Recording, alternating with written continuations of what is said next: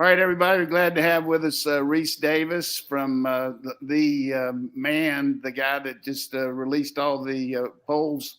And that's the way he voted them, too, I'm sure. Not really. But, It's not. hey, it's just good to have you on as usual, Rece. You know, this is like third straight year you've been on with us, and we appreciate it. Overview last night without going into too much about what your thoughts were on the recent voting.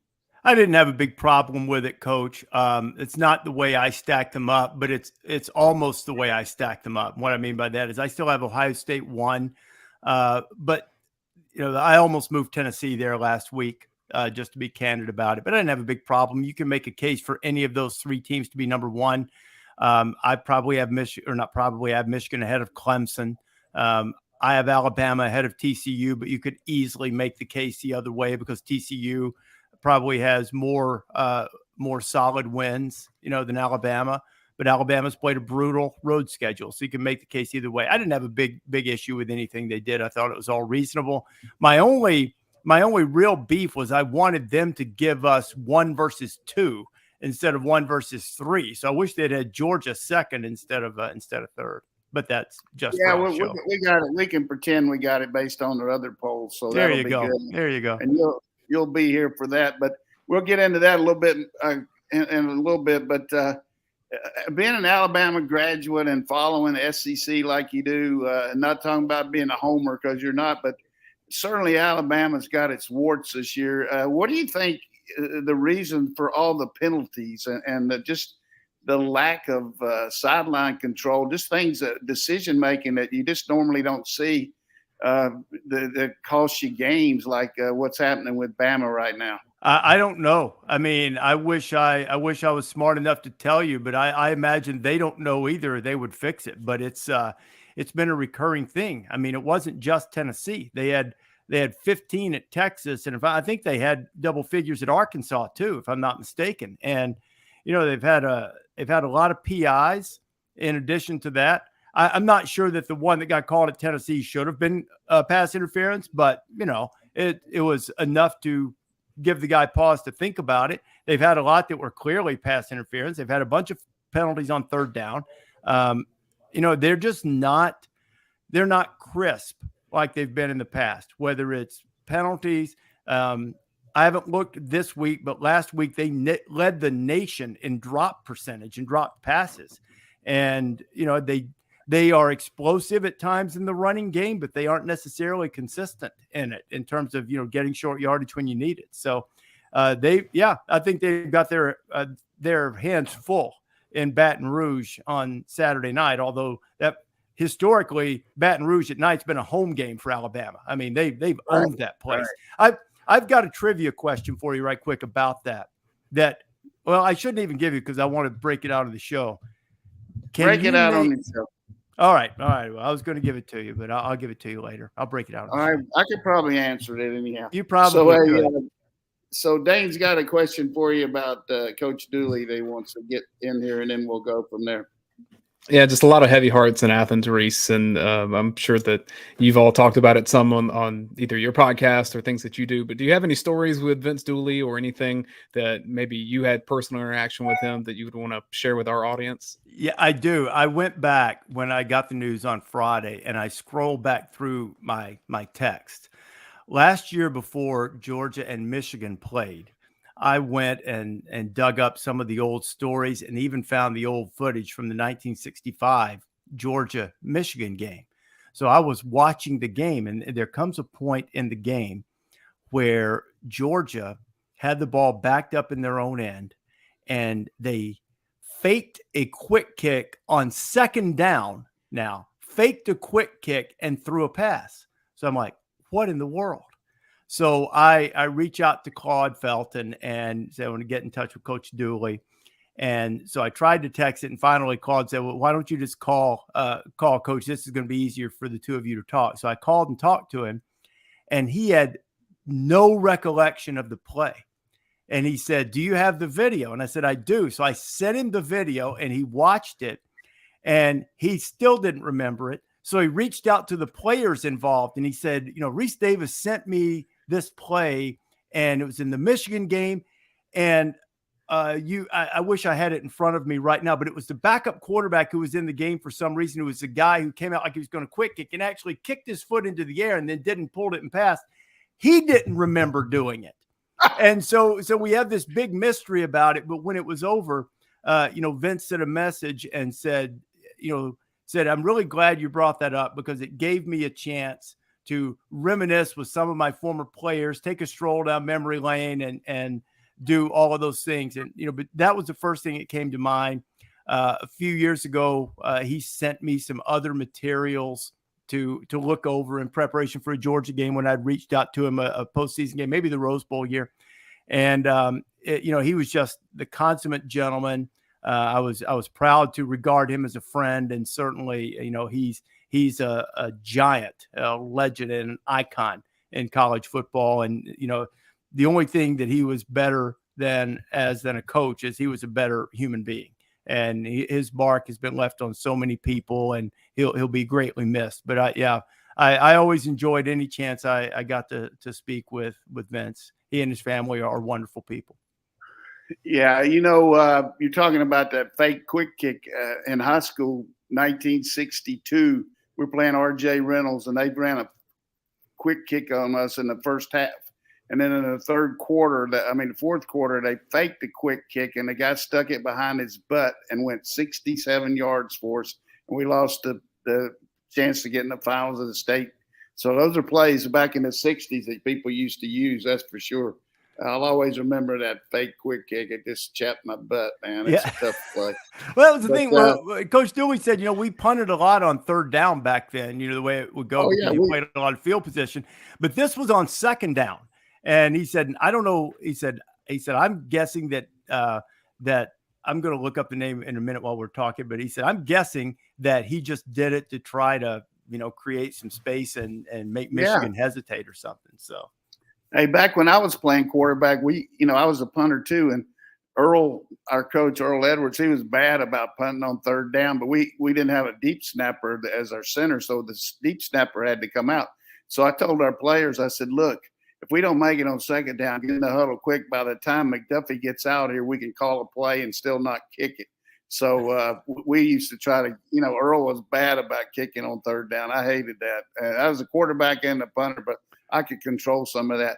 But going forward here, a couple things in the conference that just seem to be really big news right now is the fact that LSU turnaround, Ole Miss just being as dominant as they've been, except for the one game.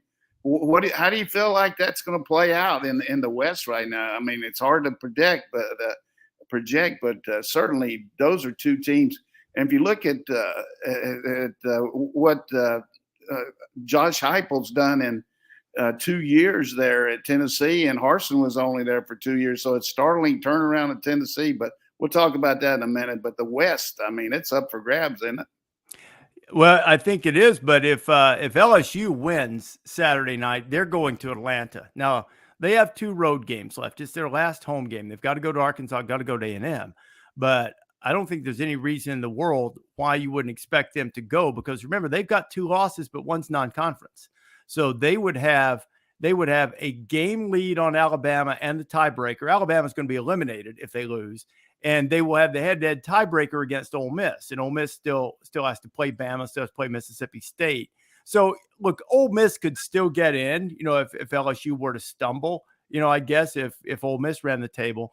But I really think LSU is probably playing for a trip to Atlanta Saturday night. I mean, it won't be over. Not saying there's no way Arkansas could beat them, but I just that's what it looks like. And Brian Kelly's, first season at LSU has been really good. They've, I think we maybe got a little skewed because they're 2 big times on the big stage.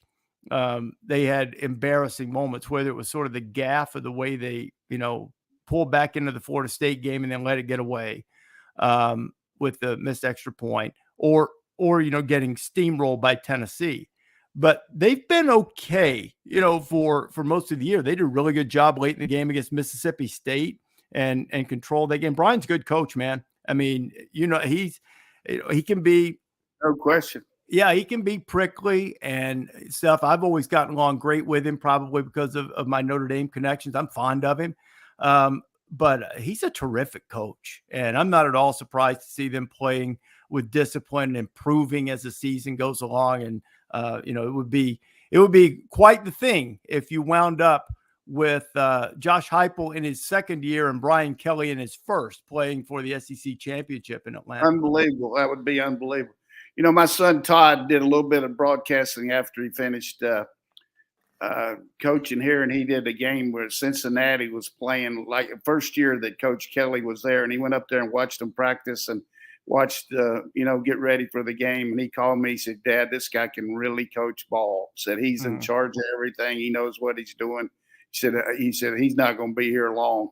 And that was the first I'd ever heard of Brian Kelly. But when my son gives the guy a little kudos, I know he knows what he's doing. Mm-hmm. So let's talk about Kirby Smart here for a second. Then we're going to get to the Tennessee matchup. But the evolution, you've seen Kirby coach as a D coordinator, now the head coach. Your impressions of how he's developed, and not only defensively, but just the overall coach now for the Georgia Bulldogs. Yeah, poor old Kirby, ranked number 3, all the shiny new toys at Tennessee. Georgia's an afterthought. Oh, I feel awful for Kirby. It was a good run, and I'm obviously, for Georgia fans who don't recognize sarcasm, I'm being sarcastic.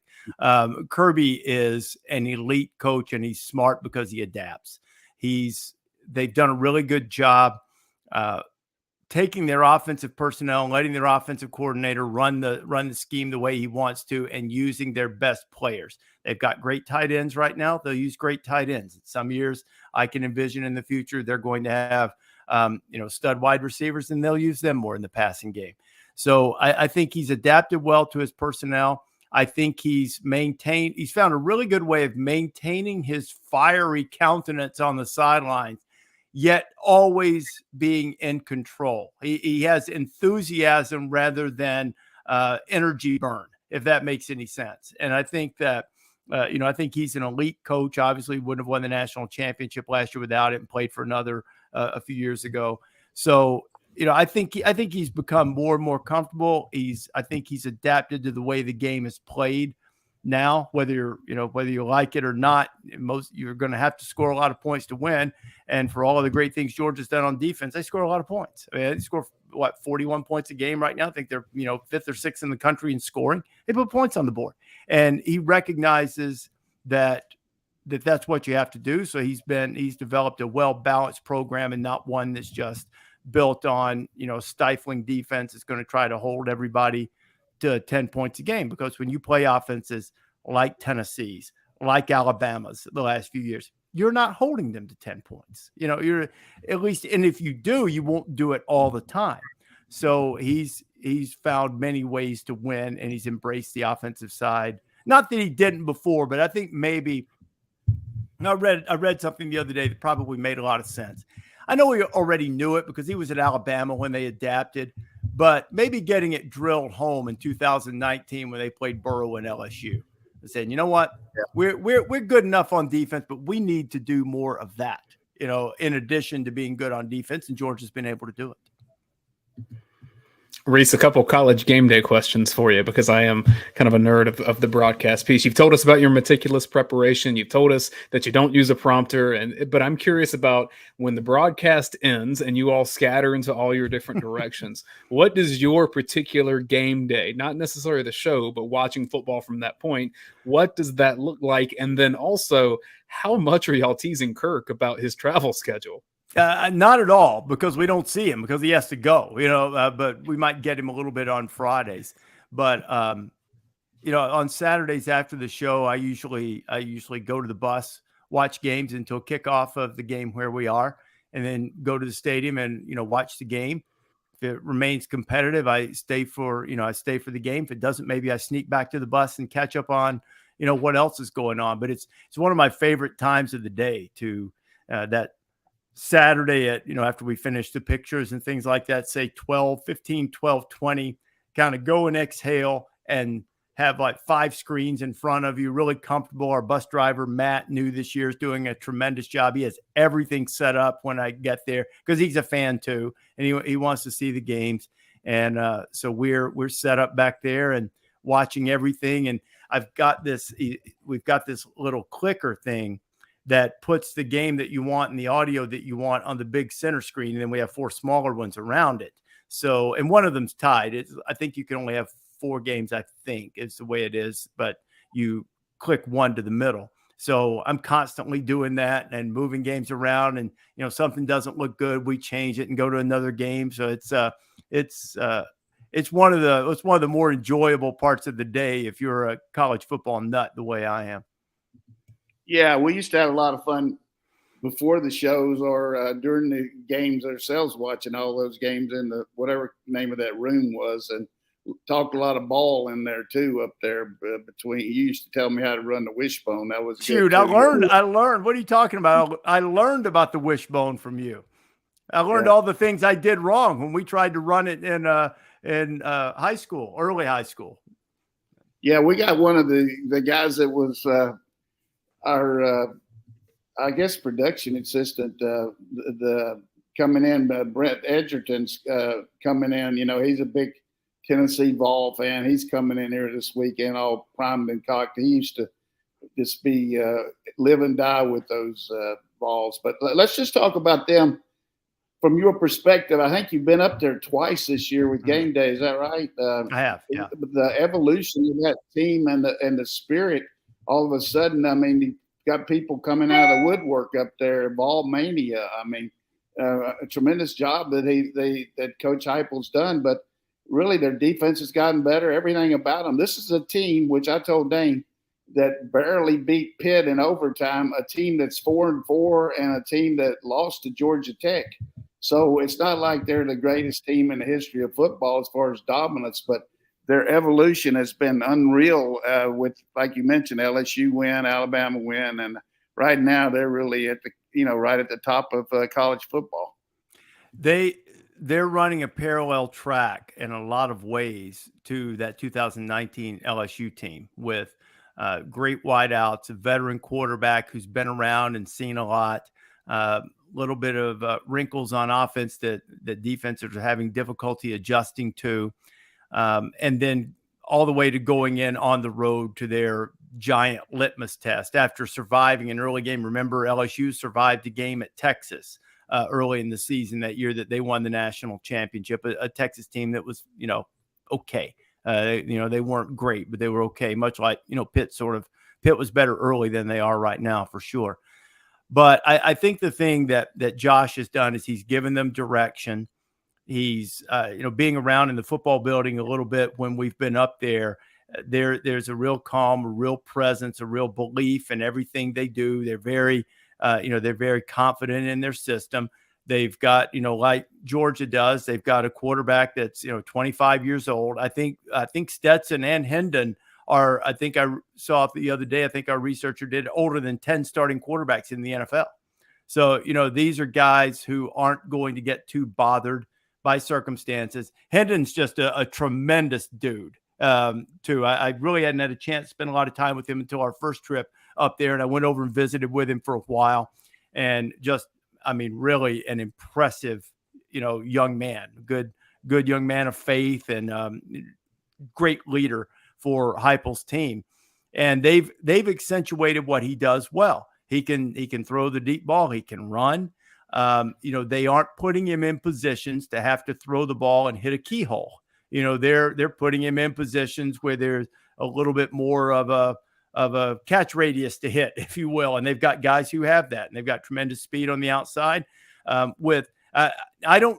not astute enough to tell you exactly how this worked, Jim, but the thing that you would be able to tell me, I thought their offensive staff pulled Alabama's pants down because they got every matchup they wanted with, DeMarco Hellams is a good player for Alabama, but he's a safety who will knock your head off coming across the middle, play the ball in the air, and come fit in the run game. He's not going to run with Jalen Hyatt.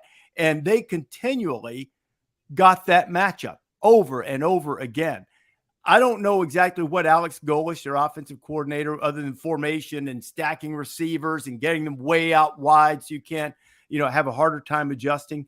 But they have been able to create a matchup more often than not with virtually everybody they play. The discipline is evident because they play so stinking fast and they don't get many, procedure penalties or false start penalties and all that kind of stuff. Now that might be different in that environment that they're headed to on Saturday, but up to this point, that hasn't reared its ugly head, and they play at a blistering pace and they do it effectively. I even asked Hendon at one point, because in the old days, like with Chip Kelly and Gus Malzahn, it seemed to me, and you please correct me if I'm wrong, it seemed like a lot of times when they really went fast, they just lined up and ran the same play. And Tennessee has a system that allows them to line up real fast and get off another one and run something a little bit different off of that. And I'm not saying that Chip and Gus couldn't ever do that. I'm not saying that.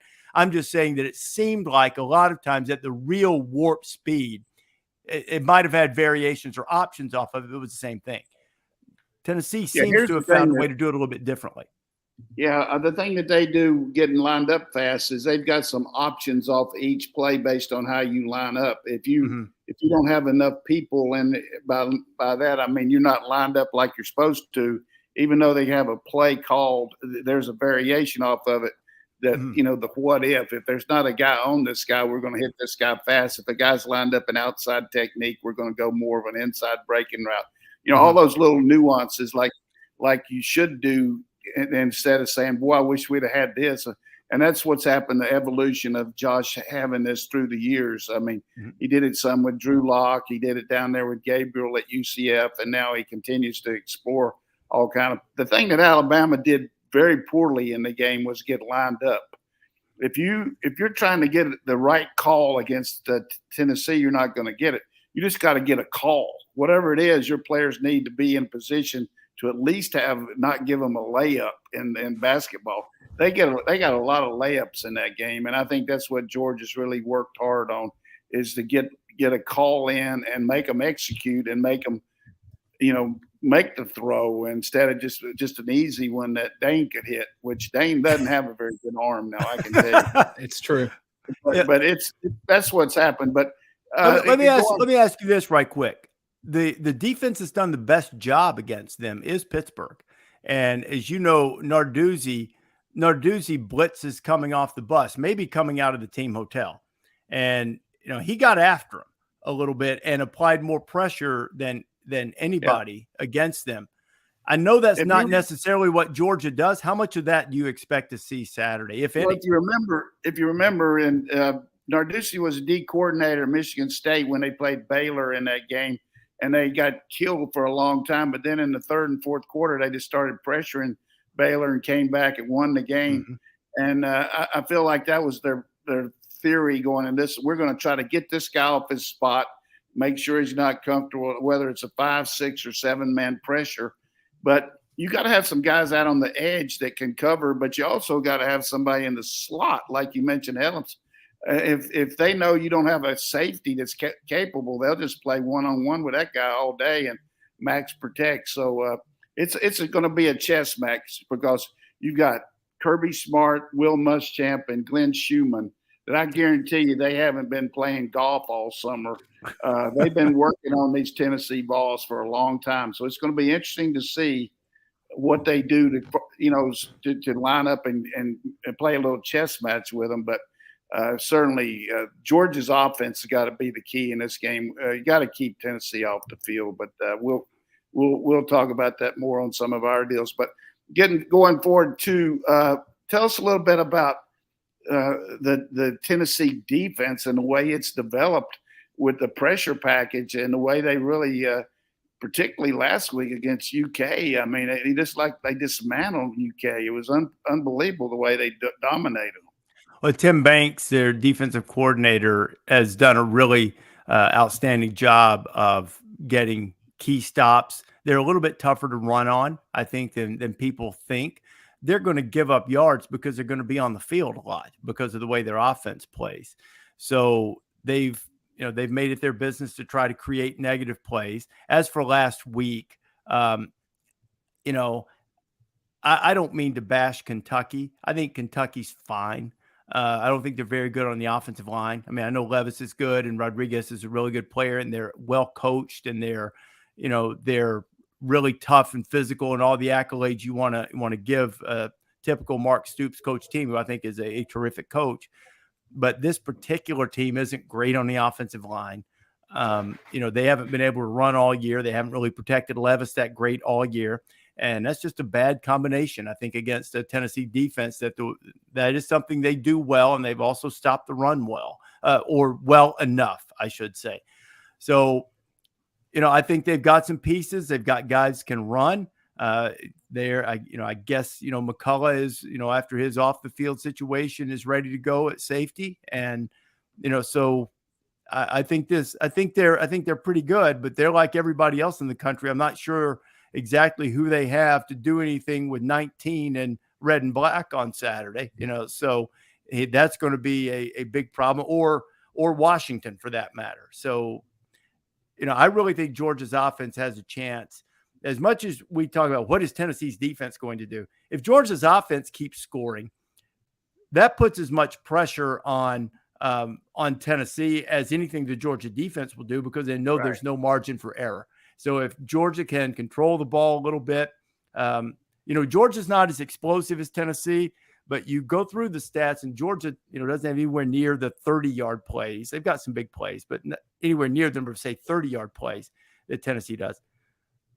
But Georgia's second in the country, technically tied for fourth, but they have the second most 10-yard plays in America. So they just get their chunks in smaller bites, but they take a whole bunch of bites. And, if they can do that against Tennessee, I think that not only wears down the Tennessee defense, but it puts a lot of pressure on the Tennessee offense to score every time.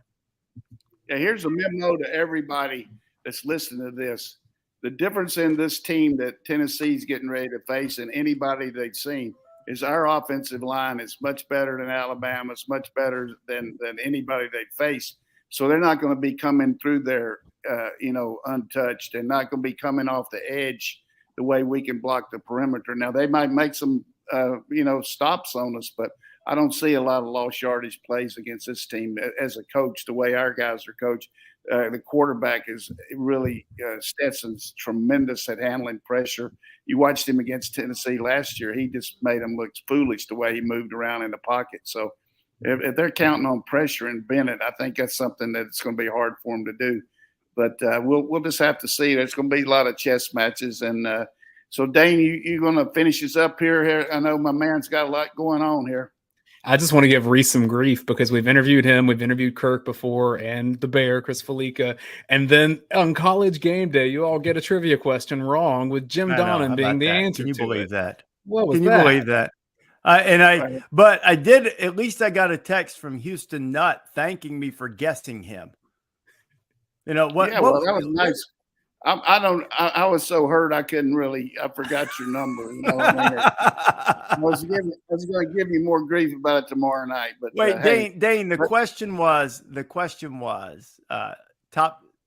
It was what was the question? It was top 10. Who were the coaches in the top 10 matchup last involving Tennessee or something like that? Yeah, Tennessee last time. Yeah. And the other one that they did that Kirk couldn't get on the Clemson NC State game. Who was the quarterback for NC State the last time NC State was ranked in the top 5? And the Bear did that one. And Kirk said Phillip Rivers. Yeah. So, I didn't know that. So I'm guessing I didn't hear that. So I'm saying it was the question. The answer was Jim Donnan, correct? Right. 1967. But there you that's go. about all I did. But but Clemson was, that was the night they played NC State. And so what do you think about finishing up here about the outside people here? We all know about Alabama. We've talked about them. We've talked about certainly Tennessee, Georgia. Who do you think around the country, if you had to pick how it's going to finish the Final Four? You mentioned Ohio State. I think Ohio State's going to be there. Who do you think the other three will be if you think you're somebody beside? I mean, man, I mean, I think it'll be Ohio State. I do think Michigan's really good, but with the game being in Columbus, I think Ohio State will be there. I don't know who's going to beat Clemson. I don't know that I really think that Clemson is a top 4 team this year. I think their defensive line, while it hasn't played to its potential because it hasn't always been healthy, is capable of wrecking just about any game. So I think they're really good. Maybe Carolina with Drake May, who, by the way, I love that guy. Holy cow, is he good? Holy cow, is he good?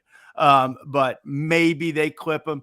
But I think Ohio State and Clemson will probably be there for sure.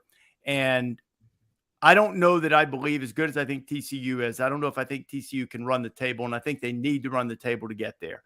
So I would say there's a really good chance that the other 2 teams in the playoff are the 2 teams that are going to play in Athens on Saturday, Georgia and Tennessee. So, I mean, things would have to fall just right for the loser to get there. And to be honest, I think Tennessee's got a better shot of losing Saturday and still being in the playoff than Georgia does. So if Georgia wins the game, close game, Tennessee loses, and Georgia goes on to win the SEC, that would be my best guess, would be Georgia, Clemson, Ohio State, and Tennessee, I think. But, you know, there are a lot of different things could wreck that. TCU going undefeated, they're going, and they should.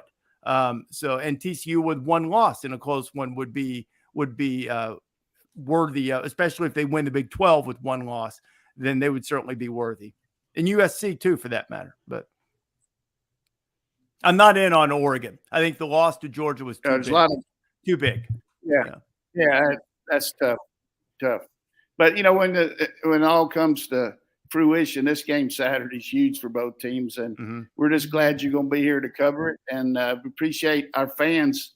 Look forward to your yearly annual talk to us about what's going on in college football. Give us a little more insight, and I think it means a lot to us to have you the day after their come on. And you put it to old Boo Corrigan last night, man. You drilled his ass. That was good. I like that. No, Boo's great. He's going to do a great job of this. I think Boo, all of the guys doing a good job. They're in a tough spot. They have right. I mean, you got to ask a tough question though, and you did it.